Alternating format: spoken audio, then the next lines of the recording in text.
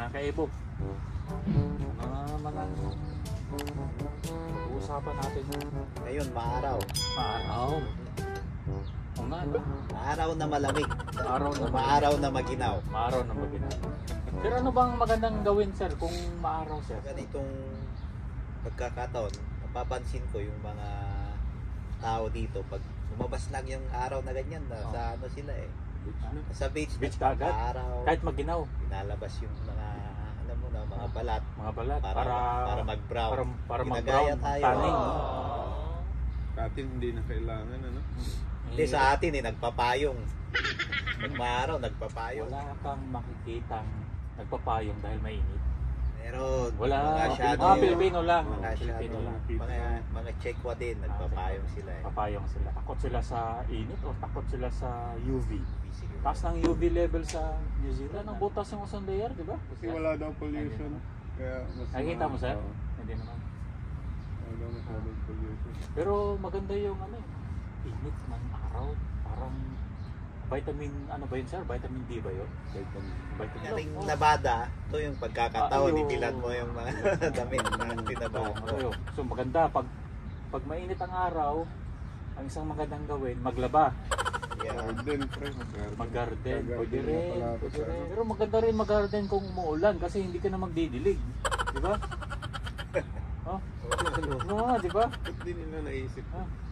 Dahil yung mga bata sa park para maglaro, ano? Enjoy kasi pag sunny, ano? Ito yung magandang klima eh sa dito ko sa New Zealand, yung sunny tapos maginaw.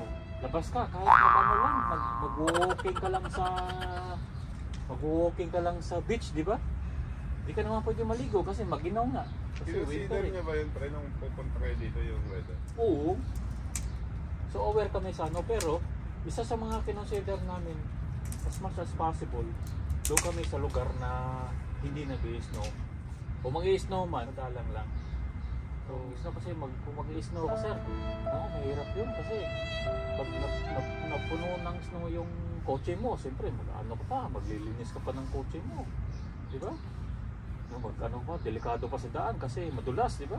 Ibig sabihin, mas maganda dito kaysa sa Canada? Hirap i-compare yung New Zealand sa Canada eh. Kasi may iba-ibang pros and cons yun eh, di ba? May mga reasons tayo kung bakit pumunta tayo sa New Zealand. Pero balik tayo sa araw, sir. Natingin mo, sir, bakit masaya yung mga tao pag sunny day? Tapos, pag rainy days, malungkot. No? Actually, hindi yata yung sa nagko-correlate eh. Nagko-correlate yan kasi sa araw. Nakakain sila ng sugar, yung mga ice cream. Kaya sila masaya. Pwede rin. Tulad nito, nagkakape tayo, nasa labas tayo, di ba? Kung Nagpapainit. maulan, di doon lang sa loob. Maulan, may makikita tayo mga puno, mga ibon, mga aeroplano. Pagtanggal yan ng mga anxiety, stress. Kasi nakakaganyan ka. Galaw-galaw. Makalakad ka. Isa yung Totoo yun. Natago ka lang doon sa kumot mo. Tapos, Piniginaw ka. Maganda yung maganda Pero yung... naranasan ko yun nung nagtatrabaho ko sa isa yung pag hindi ka nagpapaaral. Para kami nanginginig ang katawan ko. Mangina ang katawan mo, no? napapansin ko dito kasi sealed yung mga bahay. Normally, nakasara lahat yung bintana mo. Parang walang hangin, hindi ka Walang fresh air. refresh yung lungs mo, hindi pumapasok yung hangin, hindi kumalap. Para mo dito, pag mo dito, nararamdaman mo na may pumapasok na hangin sa... Expose yung sarili mo sa nature, ano? Ganda eh. Yung kagandahan nila sa New Zealand is dahil napaka mababa yung pollution. Wala nga ako nakikita masyadong pollution, pero Di ba binibili pa nga yung hangin dito, binibenta sa China. Pati yung mga utot, sir.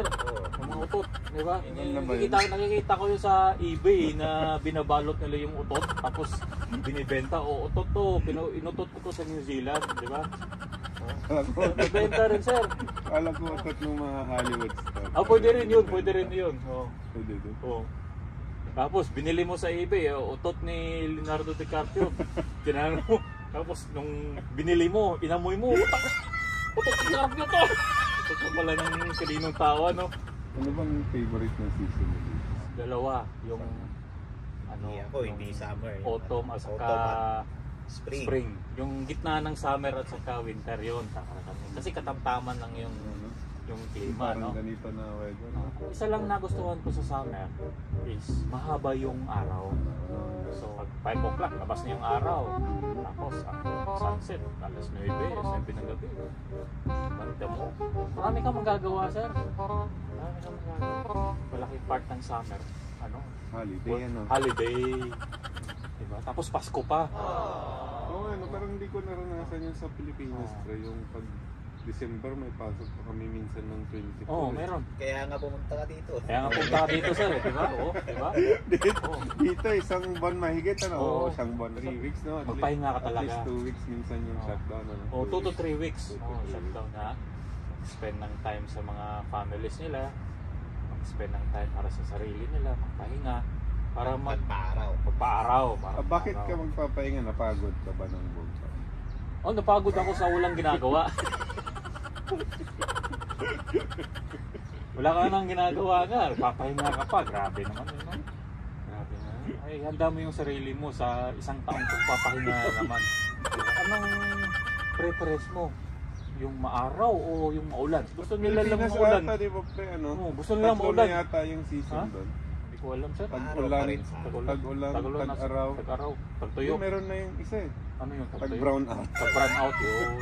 Gusto ng mga tao na umulan kasi at least nawala yung mainit na panahon. Tapos nasa loob ka ng bahay, sarap matulog, marami ka lang sa loob. Diba? Pwede mag-alcaldo. Para pwede yung mga ganon, di ba? Dito baliktad. Pag nasa bahay ka lang, tapos umulan, parang nade-depress ka. Parang wala ka masyadong gustong gawin, ano?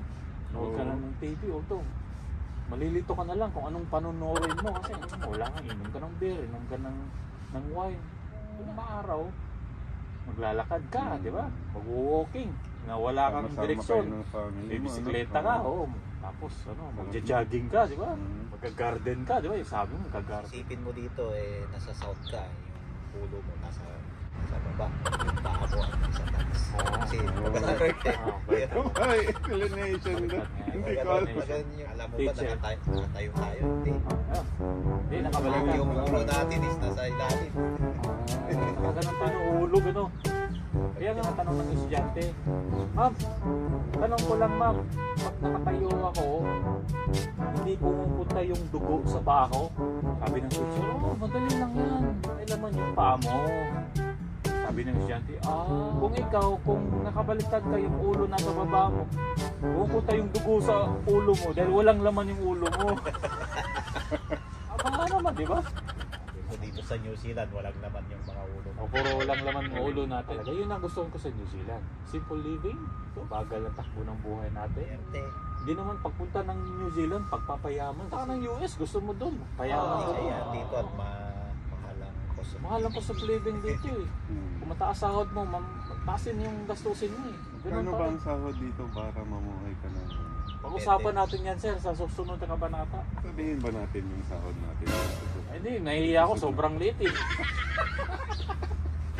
Erwin, hindi niya nahihiya eh, kasi malaki talaga eh. Malaki talaga. Hintayin niya yung sahod ni Boss Erwin doon. Boss Vital naman, maraming minahan to eh. 3 buwan nang hindi gumagalaw yung minahan ko. Kahit hindi tumatakbo yung minahan niya, nabubuhay. Pero alam mo ba yung magkano yung sahod mo? Parang hindi mo na alam, no? Kasi hindi mo tinitingnan yung bank account mo. Na Hindi. pumapasok yung Hindi ko na nakikita kasi lumilipad. Parang last week may pumunta na naman na Pilipino sa Saan? Australia. Australia na naman. Daming pumupunta. Marami rin bumabalik. Ano? Hindi lang natin alam siguro. Hindi lang natin alam, no? Marami Paki-comment naman dyan kung sino Paki-comment, yung mga bumalik dyan. Sinong Sabihan niyo. Kilala. Dalawa. Dalawa. Dalawa na? Dalawa na. Sino isa? May pag-usapan natin niya, sir. Baka ma-technical tayo niyan. Baka nanonood Baka pala. nanonood ngayon. Yari. Tawa ka naman dyan. Tawa ka naman dyan. Tawa ka naman dyan, pre. Pero, regardless kung ano yung rason na bumalik sila dito, yun ay para sa pamilya talaga, di ba? Choice natin yan as a family. Sige sir, so gusto yung break natin? Oo, mix na, no? So sa susunod ulit. Sige. Sige sir, saka tayo. Kita tayo.